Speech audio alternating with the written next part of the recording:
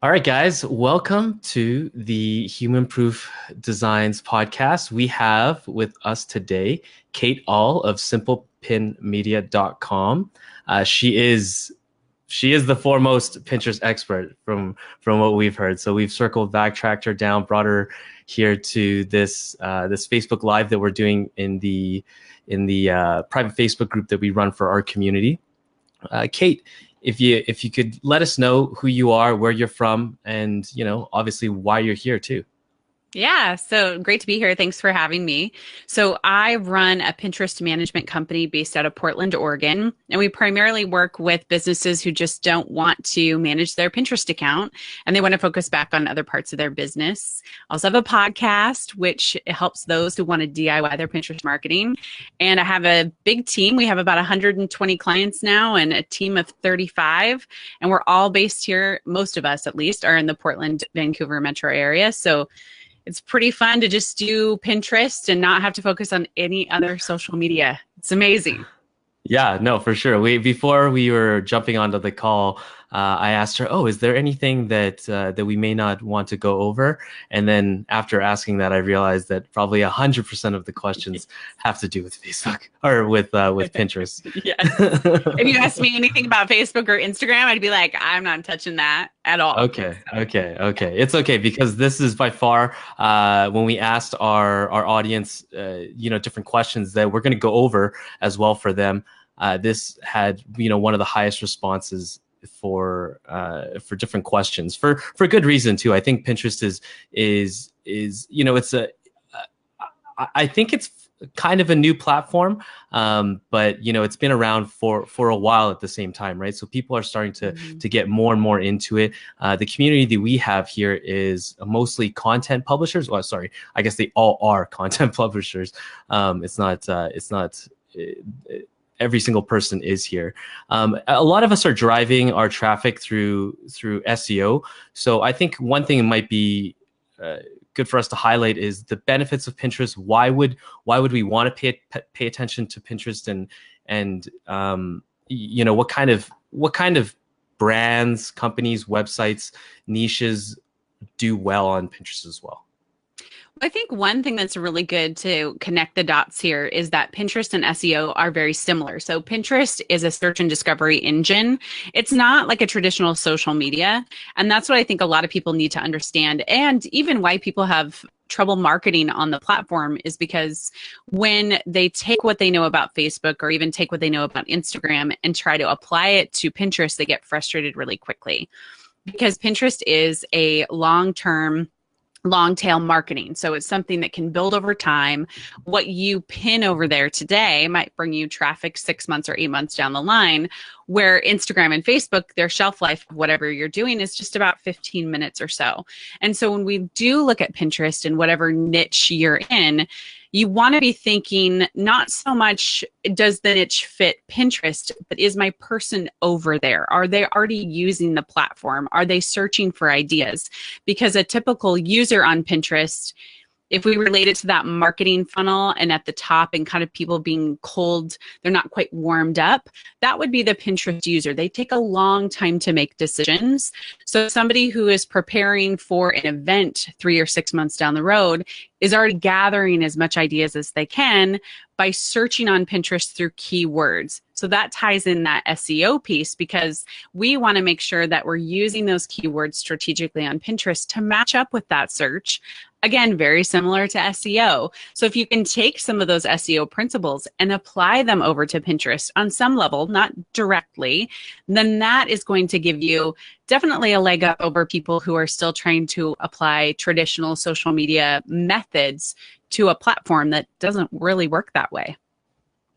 Great. So that was actually one of the questions which you led into there, is whether or not Pinterest has the capabilities of doing keyword research. Well, maybe not whether Pinterest has that capability, but whether we have that capability of doing that and optimizing our content for it. So it sounds like that's a resounding yes on your end. It's a yes. It's a little bit different than there's no real keyword tools like you would find with SEO. You could buy certain programs or add them to your site and figure out what keywords to target with SEO. When you get to Pinterest, their keyword tools are directly on the platform. So when you type in a phrase, it gives you search prediction. And those are the ones that are being most searched right there. So it's right off the bat, super easy. And then you can also see trending topics and searches in that list. It will show you search prediction, people, boards, and then potential not high traffic, but trending searches. And then when you click on one of those, what it gives you is a whole row of boxes. Those are called guided search boxes. Those have keywords in them. Those are another keyword clue, if you will, as to what people are searching on Pinterest. So if you ever come across somebody that says they have a keyword search tool for Pinterest that they are going to sell you, never buy it, because it's not legit. You can get everything on the platform, so don't waste your money. Great. So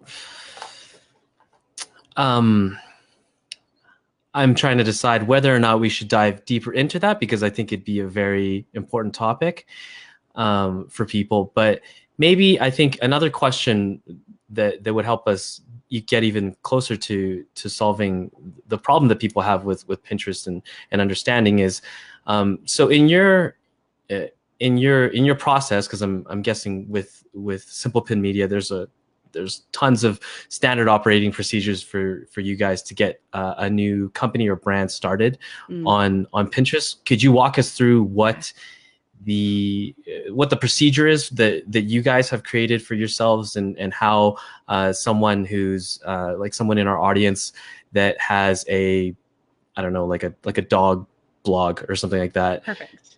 Okay.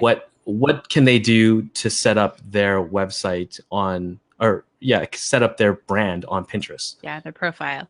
Yeah. So one of the things that I want to say first that I think it didn't kind of clarify in there is Pinterest runs on what's called a smart feed algorithm. And that smart feed algorithm is what helps Pinterest create smart feeds for each of their users. And the smart feed is a combination of people you follow, interests based on the boards that you have on your profile, and then recent searches, and then even potential things they want to expose you to, or new pins or new ideas. So this curates this smart feed, and Pinterest is very interested in targeting those keywords and interests right there. So then when we look at setting up a brand new profile on Pinterest, you want to be very strategic in who you're targeting with your keywords. So that would be number one, ensuring that the profile name that you choose is your business, followed by 1 to 2 keywords that describes your business. So for me, I have Simple Pin Media, and then I have Pinterest marketing and management. So those are the 2 keywords that I want to target right there. And then you have your profile description, where you're able to expand a little bit on what it is your dog business does. So that can be, I believe, up to 500 characters or so. You want to be very descriptive again in the keywords that you're peppering throughout the natural sounding sentences. We never want to keyword stuff on Pinterest. It's definitely the same as you would find in Google and SEO. You don't want to do that practice. You want to keep everything very reader friendly, search friendly, natural sounding. And then right off the bat, we would have our clients come up with 10 specific board names that might match their brand. So if it's a dog company that sells or that's doing dog training for greyhounds, let's say we're super specific, Pinterest Smart Feed thrives on being more specific in your keywords. So that could be best dog food for greyhounds, could be a board, or best sleep or best training tips. I don't know anything about dogs, so I'm going to kind of guess here. But you can get the idea that in these 10 boards, if somebody was coming onto your profile, they would immediately know what it was your dog brand or your dog content, whatever it is that you're creating, is about. And it's not about creating a ton of boards, but it's being very, very specific, especially as you're creating content in ones you know you're going to create content for. And let's say you're a pretty established dog blog that's been around for 3 to 4 years. You might have a lot of good information about what people search to find your dog blog. Use that same topic or keyword over on Pinterest to create a board around that. And then the next layer is to describe that board. And then when you pin something, you have a pin description. So these pieces from profile name, profile description, board name, board description, pin description, they all help form a keyword mapping for Pinterest that tells that smart feed, oh, this is what this content is about. Susie over here, who's searching for greyhound tips, we're going to make sure and maybe suggest some of this, dog content marketer content to Susie because we know she's interested in it. So that's basically how the ecosystem works and how you want to set up your profile to serve the person who's potentially going to be searching for your content. Got it. So we are at the point now where we've got 10 boards set up, Pinterest boards. We've got our title or profile title optimized. We've got the pins and everything like that are optimized. We've gone through, I think there's a thing too where you can set up the business business page. I forget what it's called. Yeah, that's all it's called. It's just actually called a business profile, and to convert is just a click of a button, and then you can verify your website. That's something you really want to do, and then Pinterest will give you a little snippet of code to add to your website so that it can talk and know that your website is legit and nobody else can take that or be verified with your website. So thank you for adding that in there. No, got it. Yeah, it's been a while since I've set up a new Pinterest profile where we had to set up the meta tag. Yes. And I remember that the meta tag it allowed you to, so once you have a business profile, I think it gives you the ability to have like bolded headlines or something like that. And that's a little bit different. So there's Okay. business. When you get a business profile, you get access to analytics and promoted pins, which is Pinterest's form of paid advertising. The analytics is really gold to see what your audience is interested in, what they click on, what they save, and impressions and everything.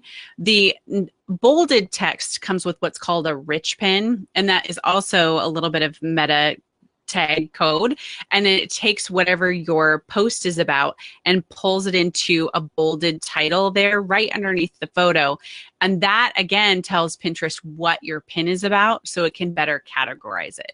Got it. Right. It was the rich pin. That's Thank you for reminding me. Yeah. All right. So we've got 10 boards set up. We've done all the things that you mentioned, and what I would imagine is that we've probably got some crickets here at this point, Yes. where we've got it all set up, but we just like how we've got our website or blog set up with 10 blog posts, assuming if we've optimized it correctly using SEO, then traffic will come.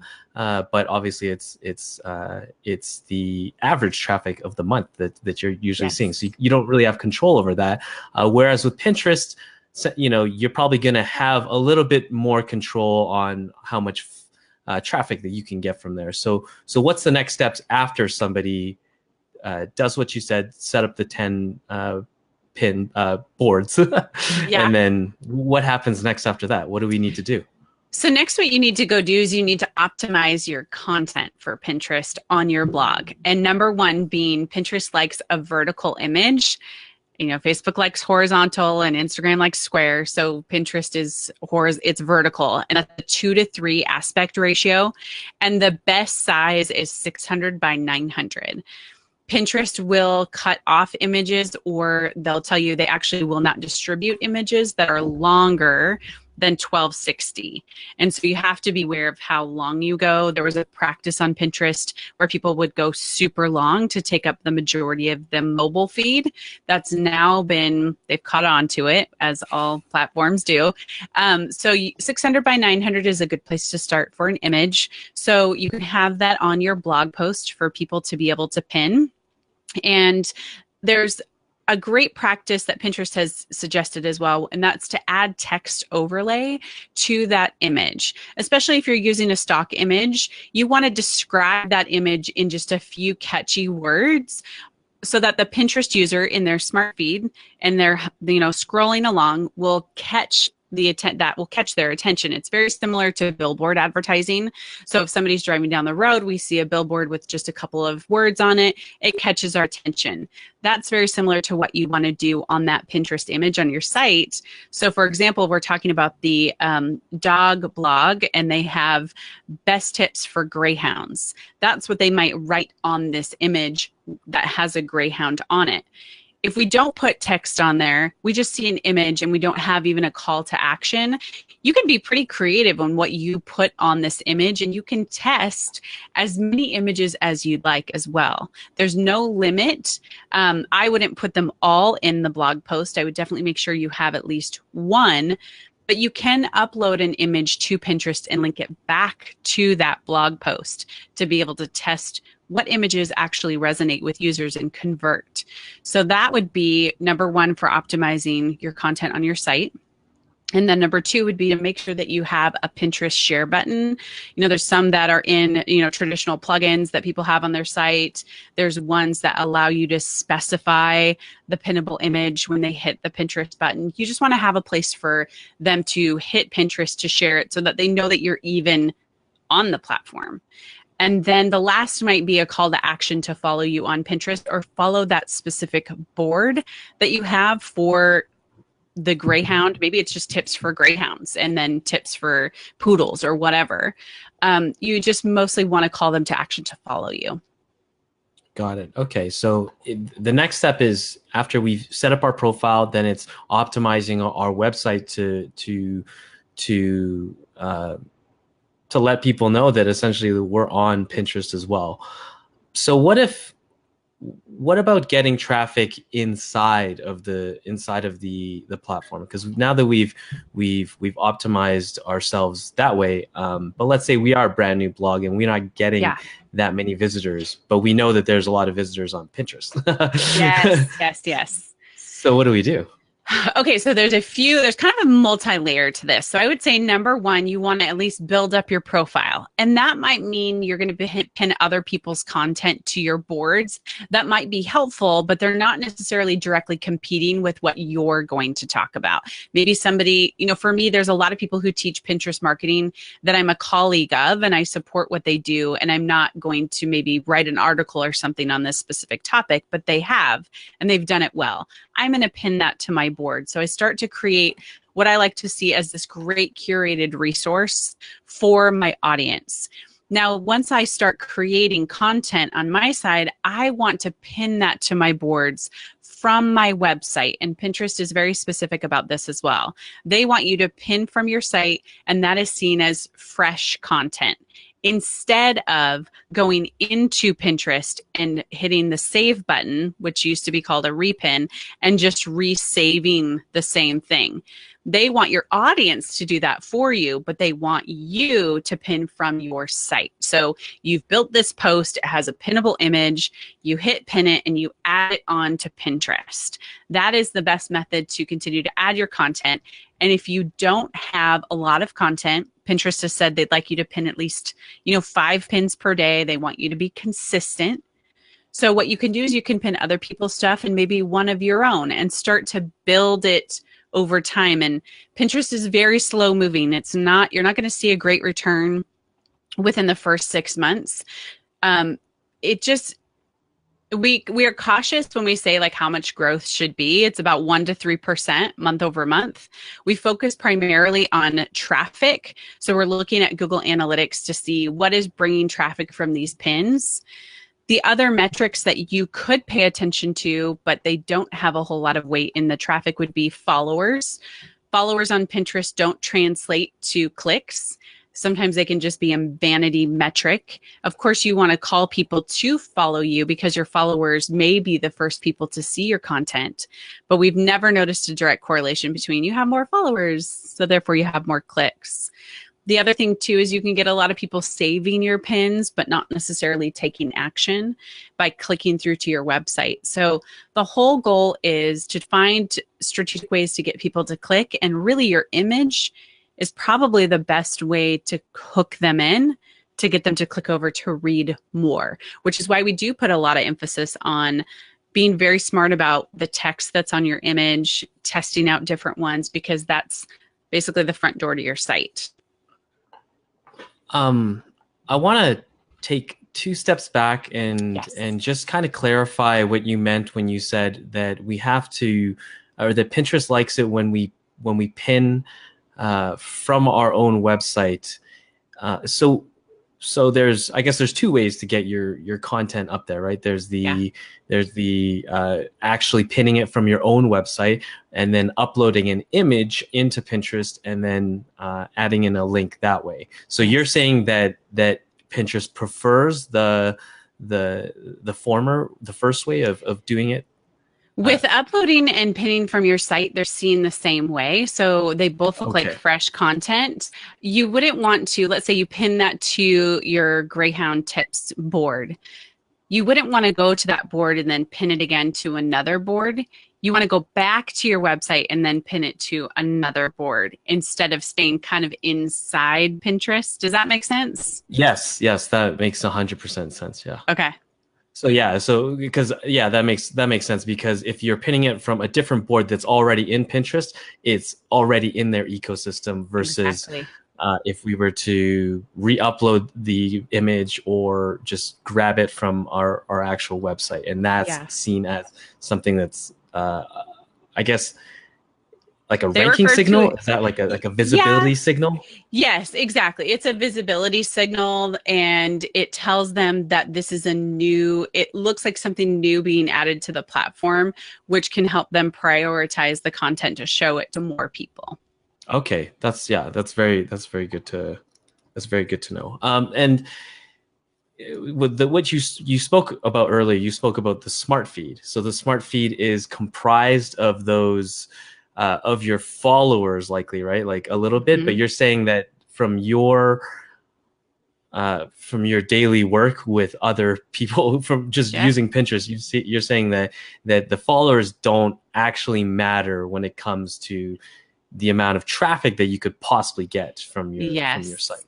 Correct. And that is really just what we've seen in our data over the years, is that somebody could have a high amount of followers and a low amount of traffic, but somebody could have a low amount of followers, but a really highly engaged audience. And we do know that plays a role as well, is getting your audience to share on your behalf and adding this new content, from your website onto Pinterest also sends a signal to them like, oh, this looks pretty valuable. We might show it to more people. So that's why it's not necessarily has to be a person that follows you. They might have just put in this keyword of Greyhound Tips. All of a sudden your stuff is on the platform and Pinterest goes, oh, we have this for you. Let me show it to you. Got it. So we're at the point now where we have we're uploading our own content and everything like that, and let's say we're just getting a trickle of followers, because that might happen naturally. Yeah. What's the next step after that? Then the next step is to gear up for like a long winter. And I say that in the sense of like, I really want people to be prepared that what you're looking for in these first 3 months of pinning is some signals, and they're going to be like breadcrumbs. Like they're very, very small. And you won't really see good data for about 6 to 8 months to be able to go, okay, everybody keeps clicking on this particular piece of content that's coming to my site. I'm going to create more around this topic because everybody keeps liking it on Pinterest. Or you can optimize your site in tons of different ways because that's how they're entering from Pinterest into your site. It might not be your newest stuff, but it's this one. So it's looking at what are we getting as clicks? What are people saving to click on later? So it's paying attention to what that content is and what the keywords are. So making a sheet every month where you record what those things are, creating new images that look like the ones that people are clicking on. So I would say like it's going to trickle in. We're very cautious even when people start with us. We have some who might grow 10%. We have some who, there's one that she has a custom dog crate company, and she creates custom dog crates out of furniture, and she just got on Pinterest in March. Well, she's grown like crazy because people are falling in love with this idea that they can contact her and create these own custom crates. And so her growth has been ridiculous, like through the roof. And so we just don't know until we start putting our content out there to take those signals to go, oh, this is working. This is working. I'm going to follow that path. Since we're starting to get a little bit of traction. We're pinning 5 times a day, let's say. Yeah.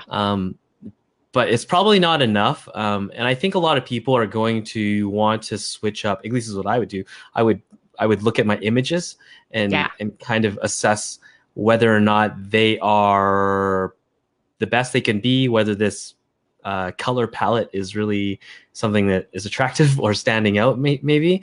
Yeah. So what, do you have any Pinterest image tips? Yeah. Number one is going to be, if you're using a stock photo and you're not taking your own photos, make sure that they stand out a little bit more. Don't just choose ones that maybe there'll be a lot of them. People might use this same one over and over. You might have to pay a little bit more for an image to try to get that stock photo to stand out. If you're taking your own images, make sure they're just super clear and people can see it. A lot of Pinterest users like the process shot. So if there's something that you're talking about, and this is, a lot of people apply this to food or even fitness or DIY, they can see the process they're going to go through. And for Pinterest users, there's a connection to go, oh, I can do that. Or that looks like something I want to try. And that gets them over there and, really wanting to click. Very clean font, not the scripty font where it's very hard to read. Because remember, 80% is on mobile and they're scrolling on, a 5-inch screen. So looking at your images on your phone after you create them, because we might be on this big desktop and this looks great, but then you get on your small phone and you can't see it. So that would be another one. If you are struggling with coming up with ideas for great images, what I recommend is that you go through Pinterest and you collect them to you can create a secret board. And a secret board, whatever you pin to it, nobody else sees. And so you could just quickly pin everything that catches your eye and start to create your own style based on what pulled you in and getting some ideas that way. The other tip that we can take from Promoted Pins, which is the advertising, is that people are adding buttons, like kind of look-alike buttons to their bottom of their pin image that says, take the quiz now, or get this freebie, or something like that. It's a call to action, but it looks like this button, and people on their phones start to become trained to click on them. So that's why even in that first 3 to 6 months, testing out these different things that hook people in is going to be important, because what works for my images might not work for your images because we're in different niches. And so we have to see, what is it going to be that users are going to click on. Bright colors is another one. You can definitely do greens. I would stay away from the white and the black font because most of Pinterest is white. So you want something that is going to pull their eye in. But again, if you're really starting in the beginning, pin a bunch of things to a secret board and see what it was that really caught your eye. Okay. The one thing that pops up in my mind when you mention that is that previously I have and I don't know if this is a good practice or not, so fill me in. Post we know is what we call kind of like an authoritative post, where it's like very, very long form, lots of time has been spent on it, and it hits really the target audience that we're trying to attract to our site. What I've done is, we'll actually upload multiple, like maybe 3 or 4 images that all going to the same place. Is that allowed? Is that okay? It's a great practice. Absolutely. Okay. One of our clients, actually, she has a great thing that helps increase her traffic, which is she'll create a post like 8 healthy salad dressings. And each salad dressing throughout this post will have a pinnable image attached to it. So now she has 8 different images going to the same post, but they have that specific salad dressing. So Italian salad dressing. Well, people can click over and not just get that, they can get more. And you could even say on that image, Italian salad dressing plus 8 other great healthy recipes, and making it look pretty good. People like numbers on Pinterest. I don't know what it is, but these big numbers where you can say, in fact, one of our clients, she hit the jackpot with 8 staple smoothies. And so what she did was she replicated that because it went viral on Pinterest. And she started creating these 8 overnight oat recipes, 8 green smoothies, 8 salad dressings, because she knew for some reason this number 8 worked. And then these collection of, recipes in this post really worked for her. So that's those signals that you get in the beginning. And then you just go, okay, I'll create more. But I love multiple images for each post is very smart. Okay, cool. Yeah. Because you're never really too sure. You think that why not? If it's so easy to do, that you should be doing it. And but I wasn't Pinterest, sure. no, Pinterest actually endorses that. In fact, in a lot of the teachings they've done lately in their creative guides, they will say, test out a new image, test out even a description for that image, see what it is that users resonate with the most, and then keep creating more of that to serve them, because Pinterest thrives on content creators. They need content creators, right, to make their platform work. Whereas, Facebook doesn't really need content creators, or neither does Instagram. But Pinterest knows that their content creators help create great content to serve their user base. And so they definitely want you to keep getting better and better and better at what you do. Yeah, I think that's the number one point here too, is that that Pinterest is a search aggregator for blog posts, essentially. Yeah. And that actually leads me to another question, where kind of switching gears, not too much, but obviously still in the Pinterest realm.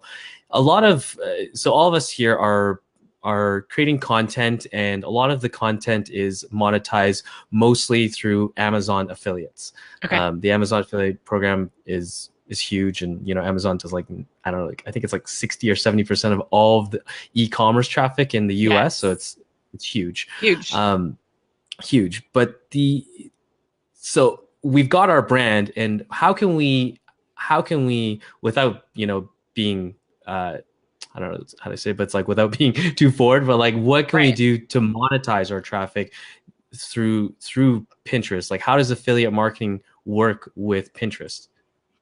Okay, so there's a couple different methods, and a few disclaimers here is that Amazon on the EU side has come out in their terms of service to specifically say it's okay for you to put affiliate links on Pinterest. In the North American side, in their TOS, they have not expressly said that. So some people are okay with it, some people are not. It's a very gray area. So each person needs to decide what's okay for them. I'll say that number one, if you're going to put an Amazon affiliate link directly onto Pinterest, then just know that there's those two differences. So then the other thing to note is that, let's say you've created content, you created this great post about greyhounds. Well, obviously what you could do is in this post on your site, you guys are putting Amazon affiliate links. You're talking about these great tips. That's one way right there, is putting it in the post. The other way you can do it is, I've seen people also do roundup collections. So let's say you build a page on your site that has your favorite dog products. What you can do is you can take and put those images in the pinnable image, and then link to that. It's kind of here's 8 best greyhound dog tools. There's a better way to say that, but you get the idea. There's this really quick direct link, but I would highly suggest, because there is that gray area, keeping the Amazon affiliate links just on your site instead of directly onto Pinterest, simply because there is that gray area. You can put other affiliate links onto Pinterest. Pinterest allows affiliate links, but they do not allow cloaking of the link. So if you use a Bitly link to track your affiliate link and to cloak it, that'll get immediately stripped and you won't get any credit. So just upload the direct affiliate link onto Pinterest, link back. Now, one of the things I see some people doing in getting these links from Pinterest with their affiliates is they're just posting a picture of the product. And that is not a really good way to get the Pinterest user engaged by just pinning a product picture. So you want to show them whatever it is, how helpful it is. There is a great ad campaign actually that if most people even go onto Pinterest, they would probably see it. But it's, you know, the 50 best Amazon tools that no one tells you about. You know, like these kind of these catchy things, but I already know I'm going to go to Amazon. I already know that we're going to be talking about these tools. Like help them bridge that connection to where they click on whatever they're clicking on and know they're going to be talking about products. So they don't jump away and go, well, I'm not interested in this and I'm out. So with that, I definitely think you just have to be super creative about your image and then keeping at least Amazon affiliate links on the site, but trying to figure out how to drive multiple forms of traffic from Pinterest to those pages. So we've got multiple ways here. Then we've got the actually just placing a link as your pin, and that would go directly to Amazon. Yep. Or number two, we would have something like a roundup of sorts, like I don't know, 8 Christmas toys that are hot this year. Yes. Yes. that probably is one, actually. Yes, it is. Yep. And then so that's the second way, a roundup. And then the third way, which by the way, and roundups are, you know, super common anyways. We just published a blog post the other day about writing effective product roundups without actually purchasing the product and using different tools to look at the reviews and et cetera, et cetera. But so that's the second way. And then we've also got the third way, which is just like a regular article. Is that correct? Yeah. And even the fourth way would be like a gift guide. Gift guides are huge on Pinterest and get very specific. Gift guides I used to do Amazon affiliate marketing for a site too. So I love this kind of strategic way to be super helpful, but also monetize. And gift guides all year round. Not just in the holidays, but it could be graduation gift guides. It could be Easter, you know, summer, whatever it is. And then the seasonal component to Pinterest is very strong. And Pinterest has said, if you're going to, you know, we're in September, we're going into this holiday gift buying season. You want to start pinning those pins 45 days in advance because you want to give it enough lead time. So this applies to most events or holidays. Be thinking in advance what people are going to be searching for, what they're going to be buying, and try to get out front of them with your most helpful posts that are monetized fully to where people are going to buy from it. And then you get this residual year over year traffic to where basically next year you could go back to this gift guide and all you really have to do is make sure your links are still linking to where you want them to go and then repin it again to Pinterest, put it over there and then keep it going. Nice. That makes a lot of sense. And like all the stuff that we were talking about with the affiliate marketing, I think you really have to put your marketing hat on as well, because when you mentioned, you can put you can add a link to that goes directly to Amazon. The chances of somebody actually converting into that and purchasing the product that you recommend is like almost 0%, considering that, you know, that Amazon has like some of the best conversion people working on their site there. So I think it makes a lot of sense from that perspective, is that conversions are less in that manner, but then also the repinning, which is probably I don't know, would you say it's the most important aspect of Pinterest? You're not going to get any repins by posting just an affiliate link that goes straight to Amazon, because the value is not there. Well, exactly. The people on Pinterest are gathering ideas that are useful. What you are just showing, slapping up this picture or whatever, it's not useful to people. And an element too of that is that people might want to see the product, but they also want to see it in real life, which is what we call lifestyle photos. So if you're going to promote a product that you bought on Amazon, take a picture of it in your home or being used, because then people are better able to go, oh yeah, I could use that for that same thing. It's like Pinterest is this aha moment type of platform where people come on and they find things and they go, oh my gosh, I didn't know I needed that. and then they save it, and then they go to buy it when they're ready to take action. So definitely having that product in a lifestyle setting is really powerful. I just got a little little tinkle in my brain there about, oh, I should just start a lifestyle blog of me vacuuming all the time. I have all my Yeah. Dyson, which is probably garners some great results. Totally. And talk about it all the time. Can you imagine Yeah. like a vacuum review site and people actually using it? People would love it. They'd think it was awesome. Yeah. Small side note is I have a friend. I have a friend, and she has a nephew who loves to vacuum, and I think he's like three years yeah. old, but he only likes Dysons. So he has He's very got expensive taste. Yeah, exactly. That's awesome. So going back to the affiliate marketing stuff, what can we do to increase the visibility? So, there's all this talk about hashtags. Do hashtags work? Are there any tools that we can use for hashtags? Like what can we do to maximize that if it works? Okay. So hashtags were just added onto Pinterest a year ago. So this is really fairly new. And the people that we've talked to, in fact, I just recorded a podcast on this. We were talking about testing different hashtags and no more than 4 to 5 at a time. So let me back up a little bit into an ideal pin description. An ideal pin description would be 1 to 2 sentences, a natural sounding sentence.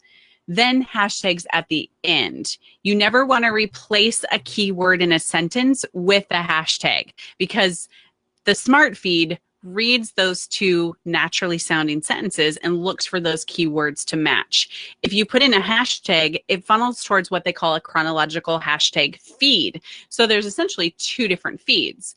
So if you write the 1 to 2 sentences and then your hashtags on the end, you're optimizing then for both feeds. And we recommend that first hashtag is a branded hashtag. So for me, I have hashtag SimplePin Podcast. So if somebody clicks on it, they then get everything with the SimplePin Podcast hashtag. And then I could add hashtag Pinterest marketing, hashtag social media marketing. I can test out different ones to see how they're working. Then I can go to Google Analytics, maybe like 3 to 6 months later, and see the top pins that are bringing the most traffic to my site. Do they have hashtags in their pin descriptions, and which hashtags are they? And then start to use those a little bit more. And like we talked about the images, how you can have multiple images for each post, you can also change up and do different hashtags for each of those descriptions to see, is one going to get stronger engagement over the other? But you just have to have that test set up to where you can see. So as far as hashtags, definitely use them, but know they're funneling into a different feed, and we don't have a lot of data yet to how users are using them, simply because Pinterest trained their user base not to use hashtags. And now in the last year, they can use hashtags. So somebody like an Instagram user gets hashtags and uses them all the time. That's not necessarily the case on Pinterest. So it sounds like the copy and the description, the copywriting in the description, is that more important than the hashtag? Is that what you're saying? Absolutely. Yes, absolutely. If you don't get around to doing hashtags, I wouldn't call it a deal breaker, but I would say if you didn't complete the description, then I would say that's a deal breaker. Like, you're basically not telling Pinterest what to do with your pin, because that allows them to match up with that searcher based on what's in your pin description. I would say that's probably the number one place that you want a keyword. Okay. You can do board names, you can do board descriptions, and Pinterest has said that's all really, really important. But those pin descriptions are far and away like the most important place to keyword. So you've got a team of 35 people, I think you said? Yeah. Yes. So congrats on that. Thank you. And you're probably writing a lot of Pinterest descriptions. Do you Yes. have a specific format that you usually write these descriptions in that you could share? If there's not, then that's totally cool. No, it usually changes, and it changes based on what the title of the post is or who we're targeting. So if it's a food client, we definitely want to include the specific niche. If it's gluten-free, if it's vegan, get as specific as you possibly can, but definitely those 1 to 2 sentences is going, 2 is probably the best place to stick with, but as long as in those 2 sentences, you have the strategic keywords that match up with the post, that's really what we're going for. So it can look tons of different ways, but just make sure you have those keywords in there. Got it. Okay, so that's important then. Yeah. Let's say that we've been doing this this Pinterest strategy going on for a bit now. I'm guessing that we'd be using Tailwind. Is that your That's your my main preferred. one? Okay. Yep. Got it. Yeah, we've used Tailwind. Well, we use Tailwind, and it's awesome. It's so easy. It's very easy. It's a little too easy. Yeah. Is there? So this is a question from Dom, our CEO. So he's actually wondering, is there a general rule of thumb for how much traffic we should be expecting? From Pinterest, any amount of monthly views. How do we tell if things are actually working well for us? Yeah. Assuming, like, let's say we're only in one niche, right? Because if you have lots of niches, then you might know. But like, what can we do on our end to make sure that we're actually getting the most out of it? I would say in the beginning, you want to be pinning a little bit more often. I would say even up to like 10 in your Tailwind queue. And what you're going to be looking for is month over month growth. And because of how many Pinterest accounts we've worked with, that's why we can't say this one's going to grow like this one's going to grow like this, because the components, what goes into all of that growth is, number one, how often are you creating content? Are you creating content at least one time per week? That's essential. A lot of our clients come to us and they will create content once every 6 months. That growth is going to be significantly slower than those are creating content more often. Even if you're creating content twice per week, that's really great right there. That's going to help increase your traffic month over month. The other thing you want to be looking for is how much is your audience sharing for you? Like I talked about, that engaged audience. Again, we have the person who's posting something once every 6 months and they have a really low engaged audience. Their traffic is really, really slow. But if you are looking at, just starting out, you might start out with 100 page views or sessions this month. And next month you might do 200 and then 300 and 400. You might have this boost and you could cap out at some point and hit a plateau. But at that point you can see, is there something that Pinterest has picked up and now they're showing to more people? So for me, I started creating content at the beginning of 2016, my podcast, and started pinning more of my stuff. By April of that year, I wrote a post about how to clean up Pinterest boards, and it took off, and now it brings all of my traffic from Pinterest. It's literally 1,000 sessions a month just from that specific pin, because people find it valuable. It's hitting in searches. So if you have something like that in the beginning that jumps your traffic, that's going to give you that boost and then continue to grow from there. So it's hard to target a number, but I'm going to say we look for the month over month growth. Is what we're doing working? Are more eyeballs on it? Are more people seeing? Are more people pinning?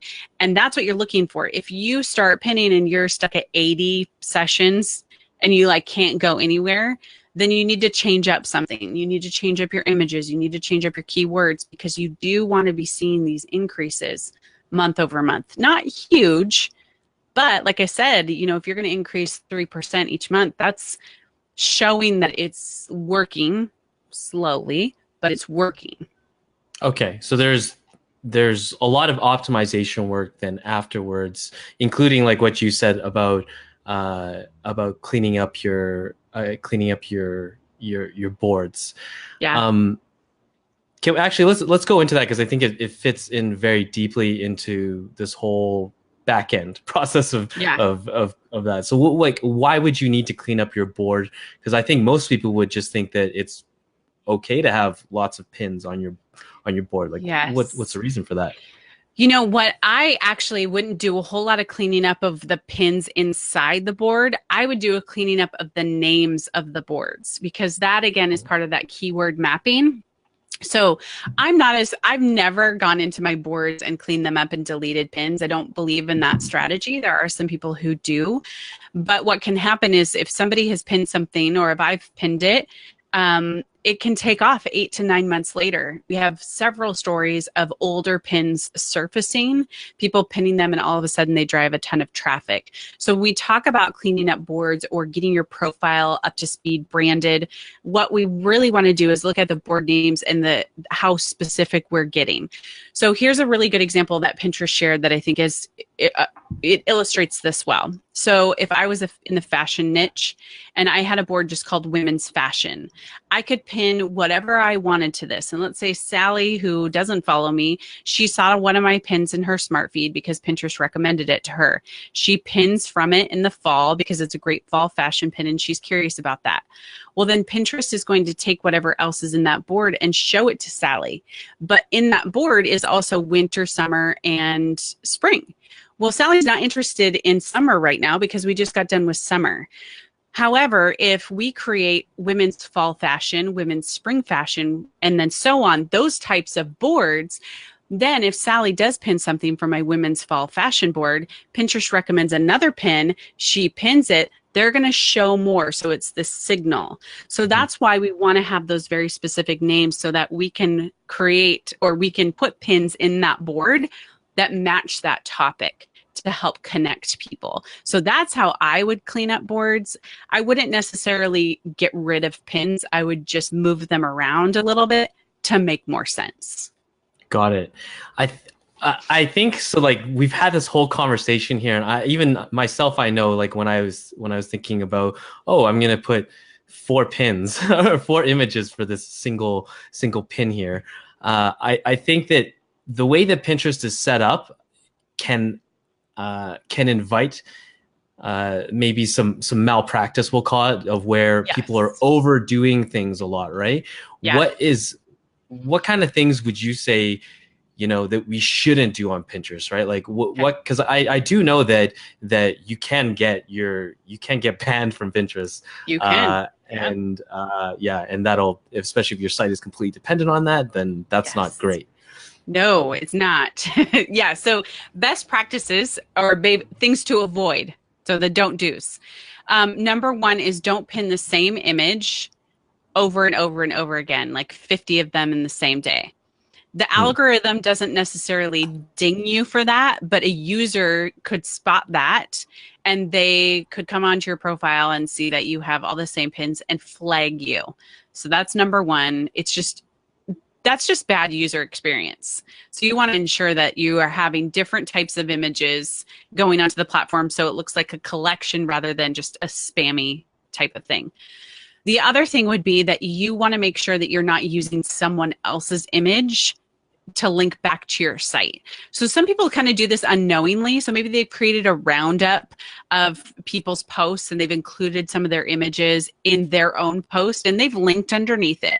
Well, what can happen is that either a user pins that on accident and then it's their image, but it's going back to your post.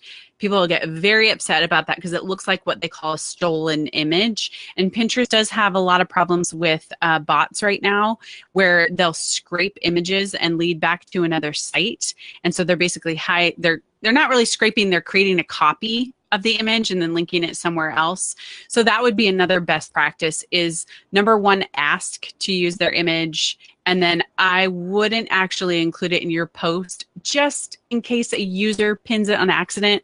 I would just include a link and that just keeps you on the up and up. The other thing would be, really just the spamming. I would say that's probably like having the same image go out over and over and over again, kind of like machine gunning your audience, for lack of a better term. Like just don't do that.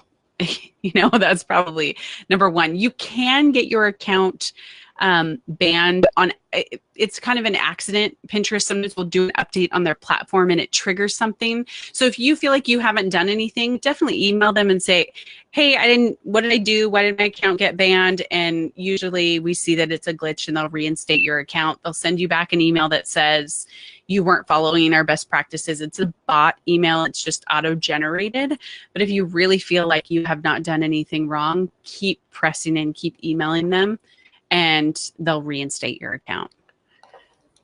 So with Pinterest, there's like you said, they've got a bot problem. Yes, I think every platform probably has a bot problem. But from what I know is that, and what we mentioned is that, so Tailwind, I think, is believe one of the only scheduling vendors on Pinterest. But there are other ones, right? Like there are other ones that people use. So yeah, that would be another way. Okay. So that's So I would be really cautious. In fact, there was a big one that was just shut down by Pinterest because it had an automated looping system that was kind of like a bot. It would pin things for you on constant. And that's against the terms of service as well. So Tailwind they call it API approved. They have their official API. Pinterest partners with them and considers them a partner. And so they approve their scheduling tool, and anything that Tailwind does has to be approved by Pinterest. Whereas there are some scheduling tools out there that are not approved by Pinterest, and their practices might be seen as violating TOS, and maybe that's the reason they've never been approved. So yes, that would be another way. A lot of people who use that previous program, their accounts are shut down because of that reason. Okay, so when you say looping, is that similar to what like something like Meet Edgar would do? But I don't know if you're familiar with Meet Edgar. I'm not. But yeah, it's just like you put in content, and what it does is it shuffles the content up, and then re-releases it out. But then it does it continuously, so it'll just like keep shuffling and doing that. Okay, that makes sense. Yeah, that's what this is. So what you would do is you would attach it to a particular board that maybe had all your content, and it would send it out to all these boards constantly for you and kind of go through it. It wasn't a good practice too, because if people had a seasonal component and maybe they had Christmas content in there, and that Christmas content was going out at Valentine's Day, it didn't make sense because the person on Pinterest isn't searching for Christmas in the middle of February. Like, they're searching for Valentine's Day. Yeah, no, that makes a lot of sense. Yeah. Okay, so we do know that that's probably one of the best things is that there's automation in Pinterest, and there's also the long tail effect of the content that you're pushing out there. Right. I guess this is a question for you that probably only someone like yourself would know. Okay. And it's kind of general. So like, do you have any hacks that you could share with the audience that like someone that truly knows Pinterest would be able to share? Yeah, that's such a good question. And I get it asked all the time. And I have to be honest, there's not a whole lot of hacks for Pinterest beyond what we've already talked about. I think the biggest thing that we see that people don't leverage is engaging their audience to share on their behalf. So that means going to your Instagram audience and saying, hey, follow me on this Greyhound tips board, share some of your favorites.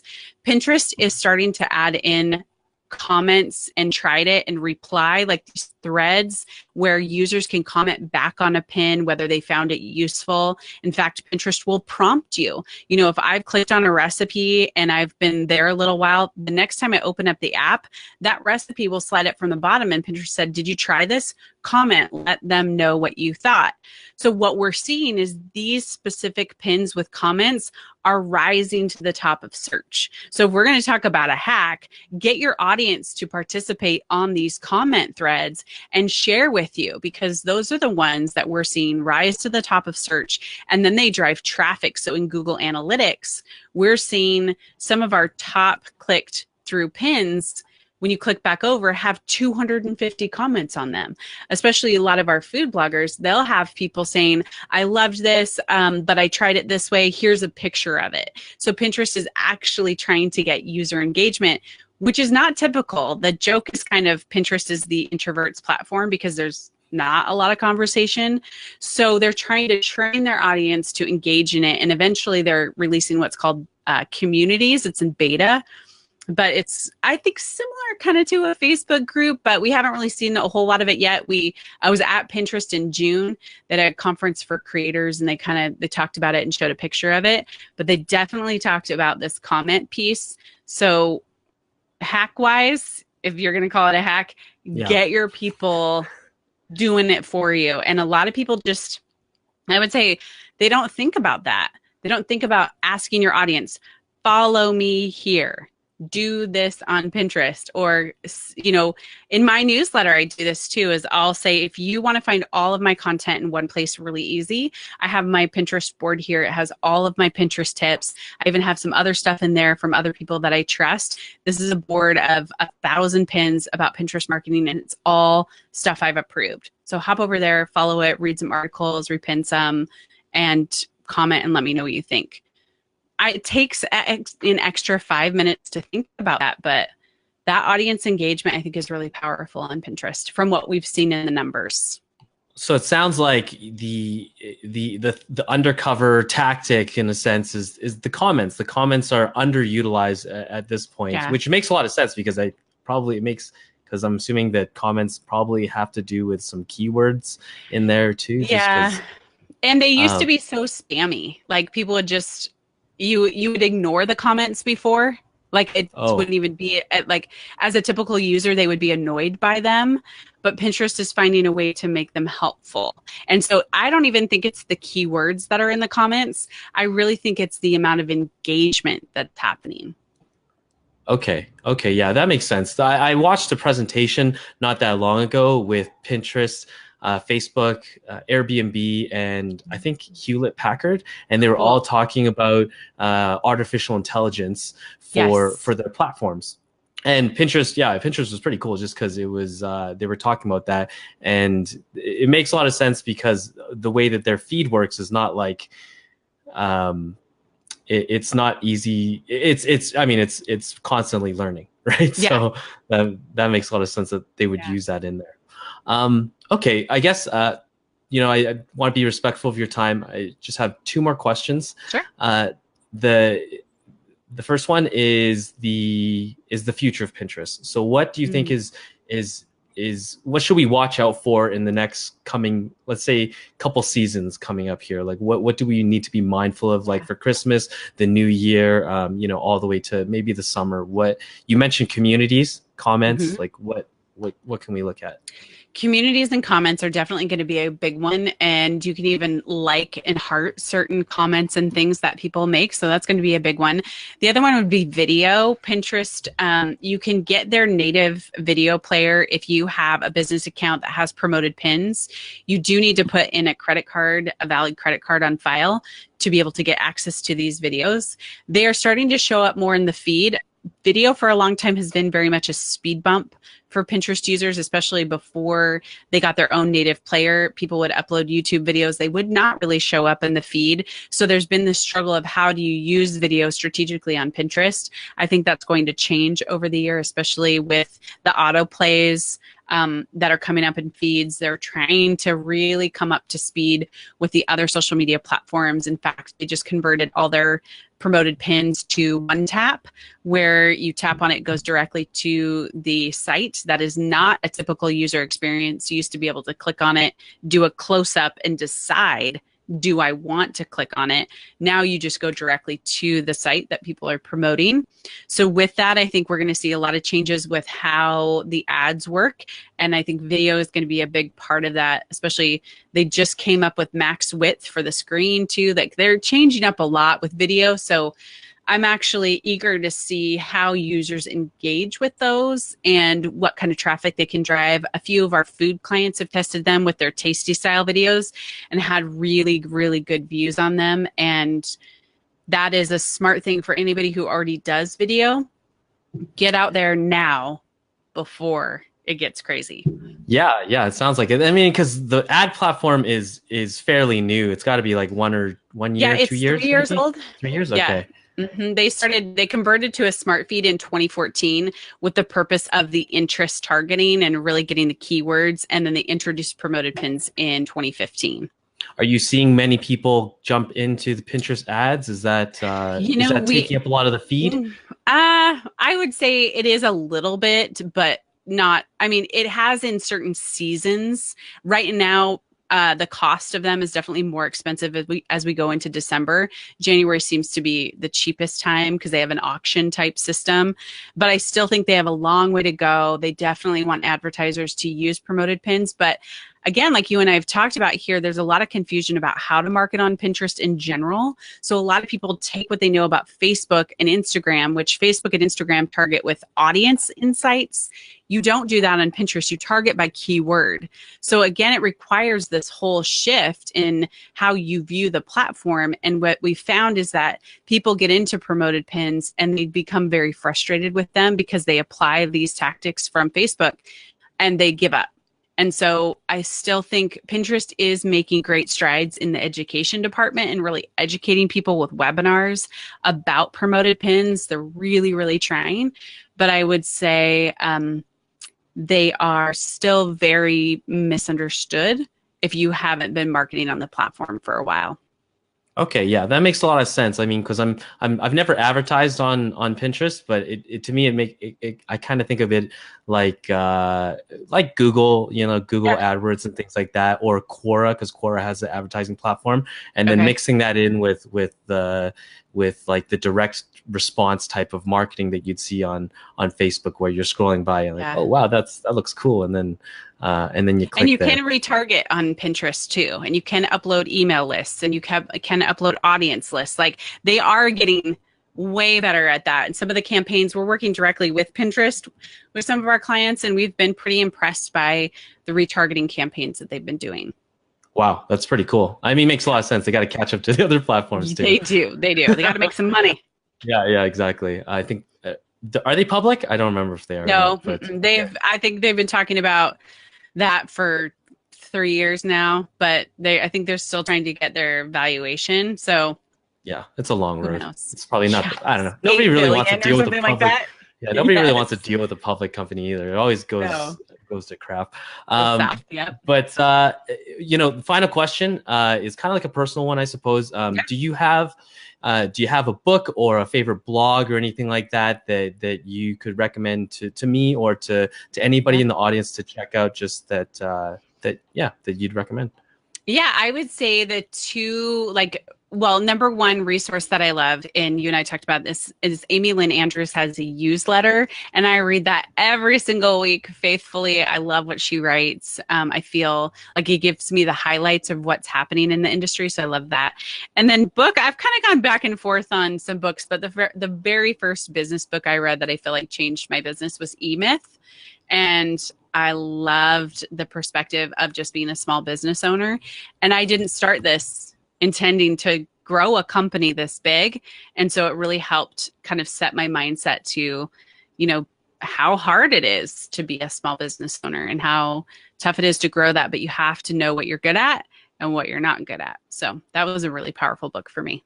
Awesome. So Amy Lynn Andrews. What kind of what is hers so thing again?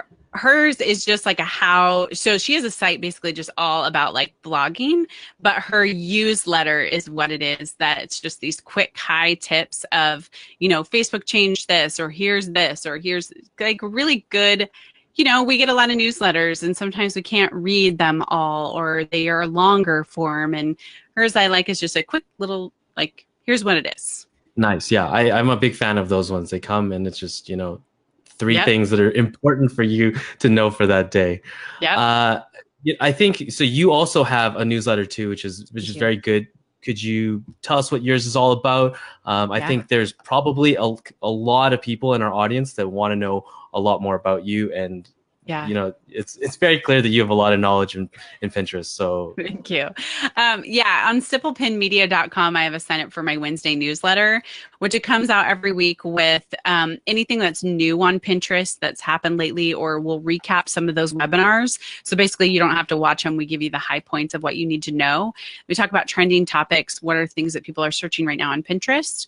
Then we go into the latest podcast that I release, which is I release a new one every Wednesday, and then going into any resources that would support what you're doing in any type of content marketing, blogging business, and then even connections to our Facebook group. Maybe there's questions that people are asking that people need to get more resources for. So it's a little bit longer than Amy's. It's definitely not a quick one, but it definitely brings you up to speed. Like, here's some things that you need to know. And we don't talk about this kind of stuff anywhere else besides in the newsletter, just because it is so timely that we can't put it into a blog post because it might end up being irrelevant in a couple of months. So if you want up to the date Pinterest information, it's all inside there. Awesome. Yeah. So that's at simplepinmedia.com. I think right when you get there, at least when I saw it, it's right above the fold. There's an opt-in right there. So so get in there, guys. All right. Well, let's wrap it up here. And this is Kate All from simplepinmedia.com, guys. Thank you.